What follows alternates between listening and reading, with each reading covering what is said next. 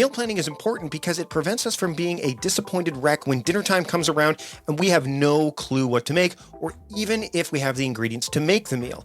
It's a time and a money saver, but most importantly, it frees up valuable brain space. Creating a meal plan prepares us for the week to come and gives us peace of mind that we're organized and can feed ourselves and our family. That's why I do it, and that's why Plan to Eat helps me do it. Your subscription includes access to the Plan to Eat website and fully featured mobile apps on iOS and Android. And Plan to Eat gives you the tools to clip and organize recipes from any website, the ones your family loves and that fit your dietary preferences and needs. And you can create a meal plan around your schedule. Then what happens is the Plan to Eat software automatically creates an organized shopping list based on your plan. So sign up for your free trial at plantoeat.com/timecrafting. That's plantoeat.com/timecrafting. The coupon will be automatically applied to your account and can be used when you're ready to subscribe. It's valid for new customers only. Give Plan to Eat a try today. Welcome to the Productivityist Podcast. I'm your host, Mike Vardy, and once again, I'm bringing you three more things. And Judy was on the program before. I'll link to that in the show notes. You should be able to click on that and listen to that episode. But let's just get into it. I wanted to ask Judy some more questions, three very specific questions about three more things. And so let's just get into it. Here's my conversation, more of my conversation with Judy here on the Productivityist Podcast. Judy Machado-Duque is back here with me for three more things. Thanks for sticking around, Judy. Thank you. I'm so grateful. All right. So I was going to start off with your influences, that who influences you now. But I want to talk about something you touched on during the weekly episode. If you haven't listened to the weekly episode yet, go back and listen to that because we talked about this idea of the concept of a free day that you discussed, and you can kind of reintroduce it a little bit here.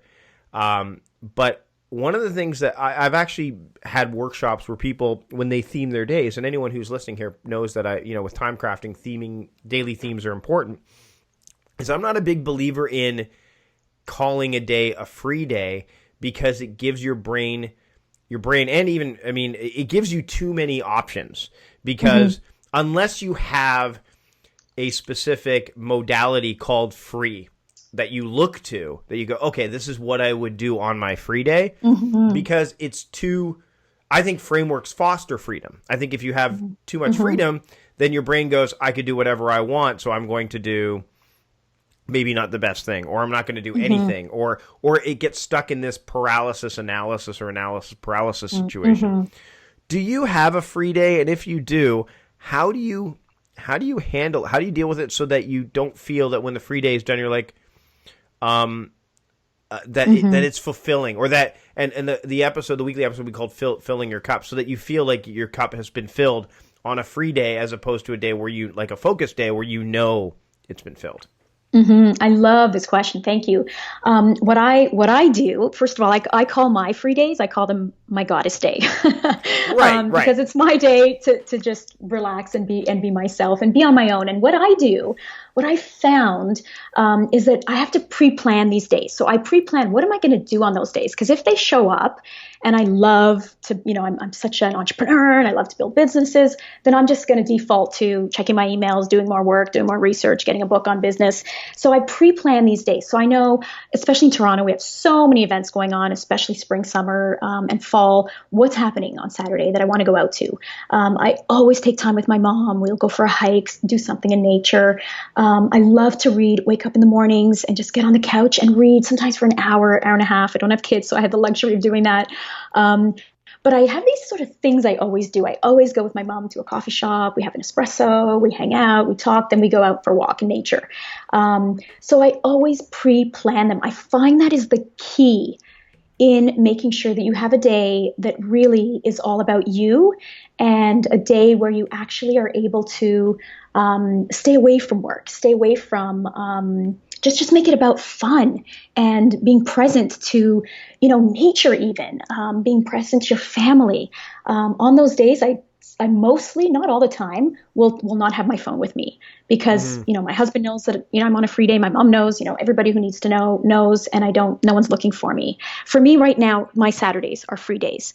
Right. I'm about to change that to Thursdays because I'm going to be doing all these summer and spring and summer workshops. But Saturdays for me, for quite some time now, have been my free day.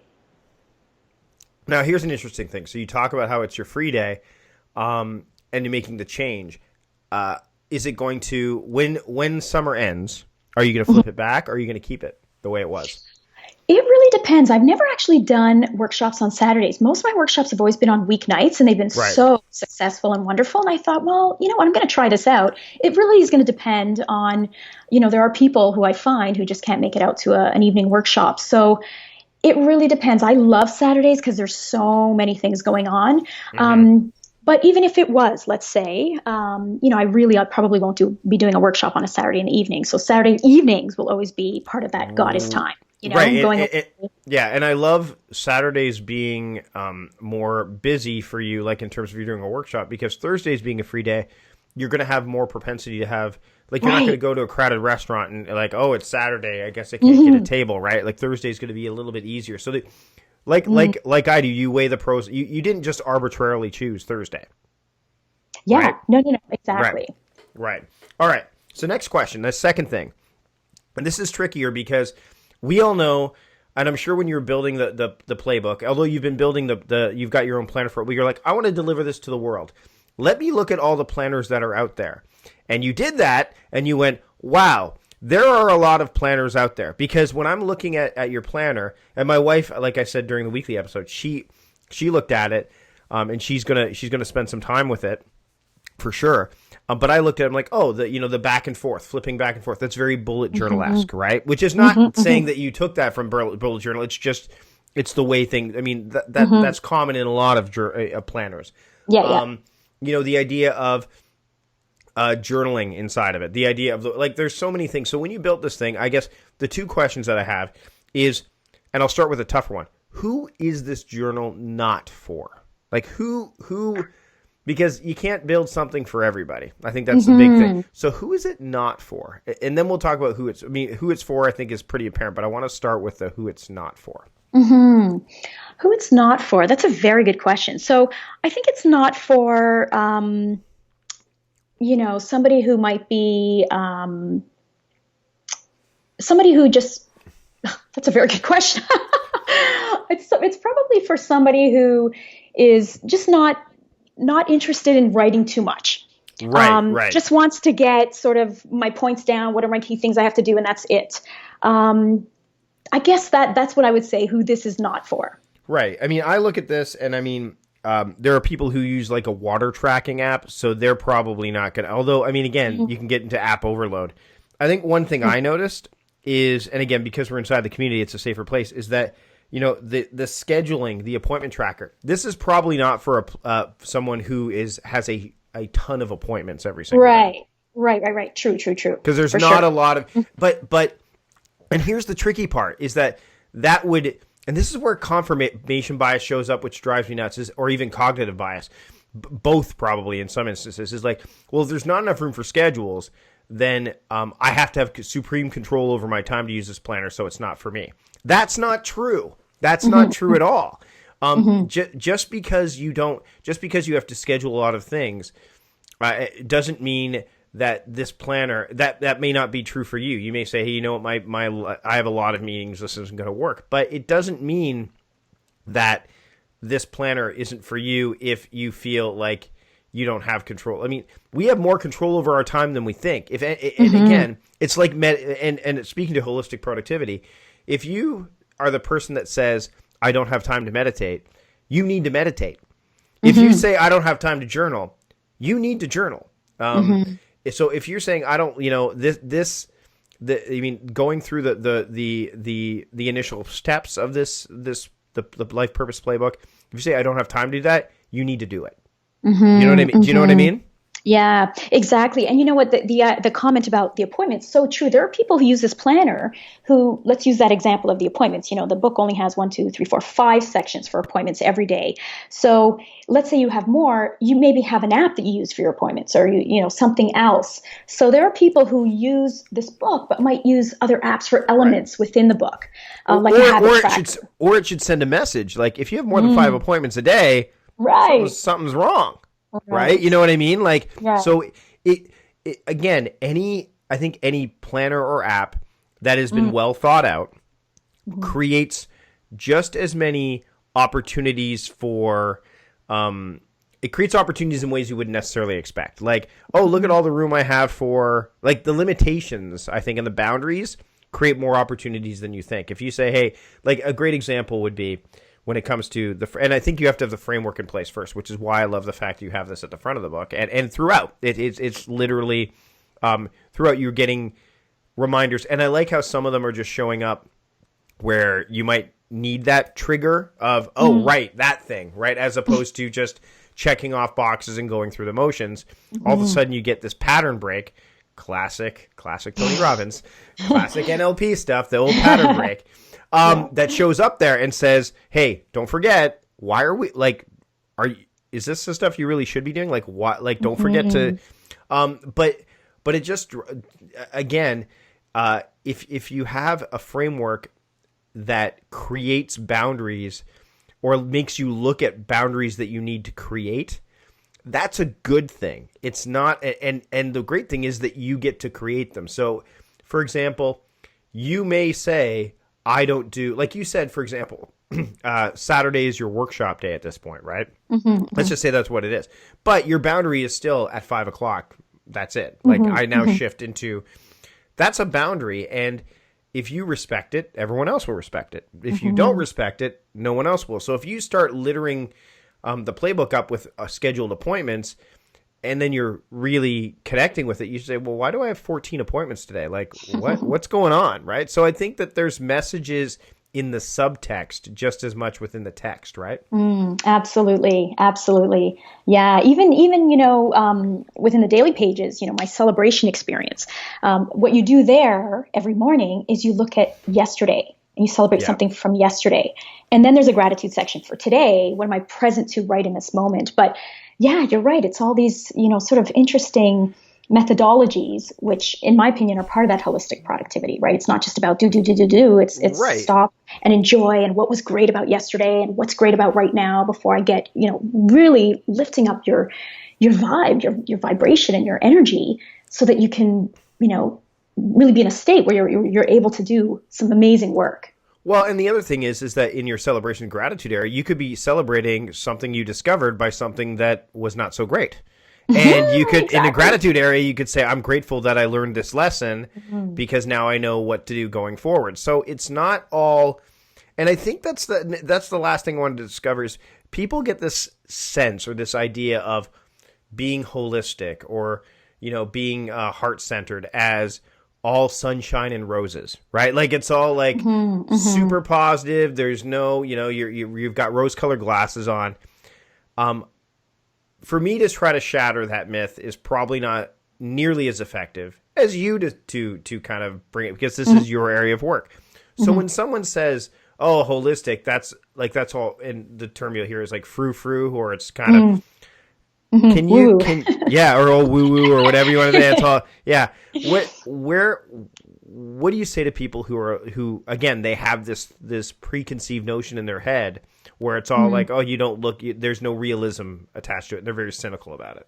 Yeah, well, that's part of, again, when I say holistic productivity, part of what I believe is needed in really living a lifestyle where you're feeling nurtured is to have a group of people who can motivate and encourage you, who are going through the same thing, because we are all going through challenges. Doesn't matter who you are in the world, we're all going through challenges. We all have certain blocks that we want to release, and so therefore, it's not always all sunshine. There is stuff. There's darkness within every single one of us. There's stuff that once we're able to actually look at it and really, work to release this, I find the best environment in doing that is when you're with others who you can talk about it.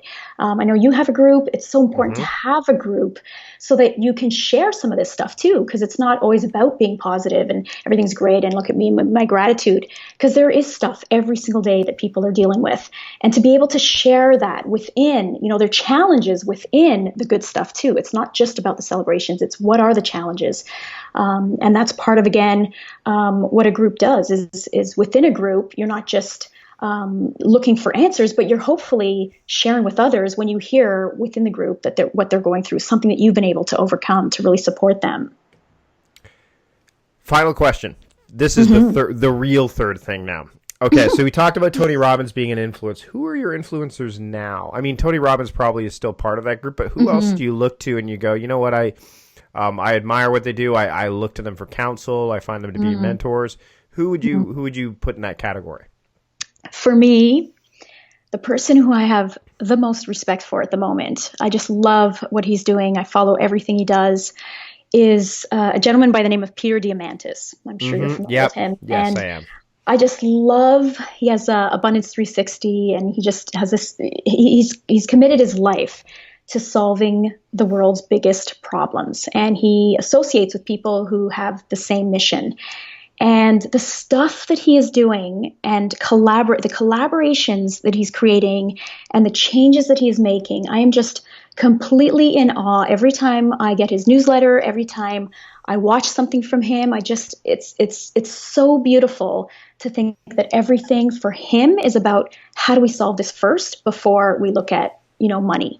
And it's just so powerful. And it really helped me a few years back in really also finding a cause that was really important to me and bringing that cause in everything I do and donating part of my profits to that cause, whether it's the book, it's written in the book, or anything. And so that's part of also, it really inspired me to bring that as part of my sharing with others, is think about what cause, and there's so many causes that are important to all of us, but what's the one that is the most important to us, that when we think about it, it just, it breaks your heart. And you know that if you just hold hands with other people who are already doing something within that cause, that you can make a difference and make that part of your business, even not just your home life, but how can you incorporate that in your business with your team, and just everybody becomes involved in that. Because I really feel like what he's doing, if everybody had that one cause, can you imagine what the world would look like, right? Yeah. And I just love that. So he inspires me with that, and I just love all of his work. Judy, this has been great. Again, a couple of episodes that I've recorded today, the bonus episodes have been almost as long as the weekly episode. So it just goes to show how much great value that people who are joining me on the show are offering. So Judy, thanks for sticking around to talk about 3 more things. Mike, I want to thank you because you are doing such an amazing job. I just love what you're doing, bringing people together, sharing pretty much everybody's, secrets to success. And there's such an abundance of information that you have out there. And I just, I often joke that, you don't even have to go to school these days, that you can literally just get on these podcasts and learn so much. So thank you for doing this and for inviting me.